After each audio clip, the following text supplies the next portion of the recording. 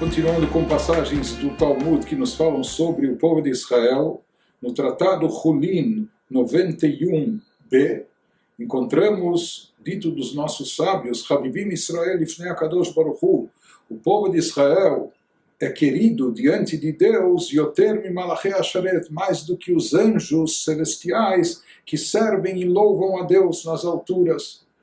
Vem Malachei Asharet Omrim Shira Lemala, se diz que parte do dia os anjos entoam cânticos de louvor a Deus. Porém, eles não têm permissão de entoar os seus cânticos Ad Sheyomru Israel Lemata, antes do povo de Israel recitar os seus cânticos nas suas orações aqui embaixo. Então o povo de Israel é tão querido para Deus que supera até os próprios anjos celestiais. Os anjos celestiais são colocados no segundo plano, com toda a sua elevação espiritual. Eles têm que esperar o povo de Israel recitar os seus cânticos na liturgia, na reza aqui embaixo, para somente depois eles poderem também levar o seu louvor a Deus. No Tratado Eruvin 19a, Talmud traz um versículo no Cântico dos Cânticos, do rei Salomão, que fala que Pela Harimon Rakater, que compara lá uma comparação metafórica do povo de Israel, associando a uma romã, fruta romã, e a um jogo de palavras em hebraico. A palavra Rakater vem de rek em hebraico significa vazio. Então, aqui há alguma associação com uma romã e vazio. O que significa isso? Explica o sábio Rabi Shimon ben Lakish, Al tikrei rakater ela reikater.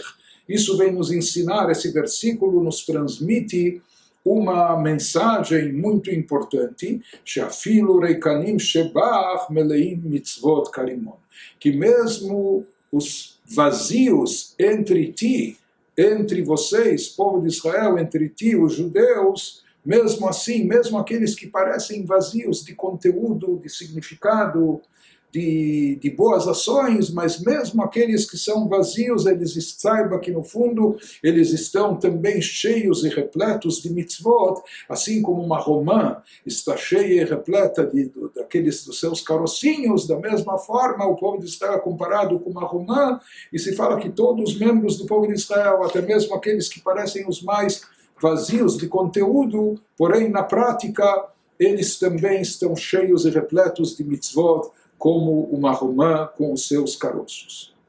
Nos conta o Talmud, no Tratado Shabbat 88a, um dos grandes momentos do povo de Israel, o momento do recebimento da Torá no Monte Sinai, que isso é um divisor de águas para o povo judeu, para toda a humanidade. Se fala que Deus perguntou, antes da outorga da Torá, se os judeus estariam dispostos a recebê-la, a aceitá-la, se estariam dispostos a se comprometer com ela, com a Torá, com o cumprimento da Torá.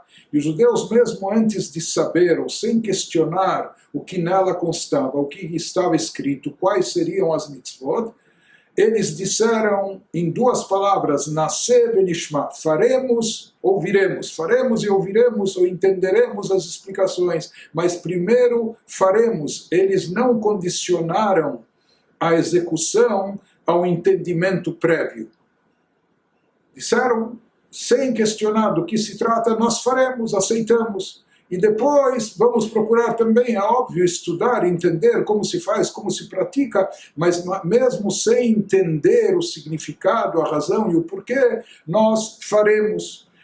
E assim, quando o Talmud Beshash Ekdimu Israel Naseh Lenishma, quando os judeus disseram essa frase célebre, que não foi apenas uma frase de efeito, não foi da boca para fora, isso era um comprometimento muito, muito sério, que envolvia não somente os judeus contemporâneos da saída do Egito, da entrega da Torá, mas isso iria comprometer todas as futuras gerações, todos os seus descendentes, até nós hoje em dia.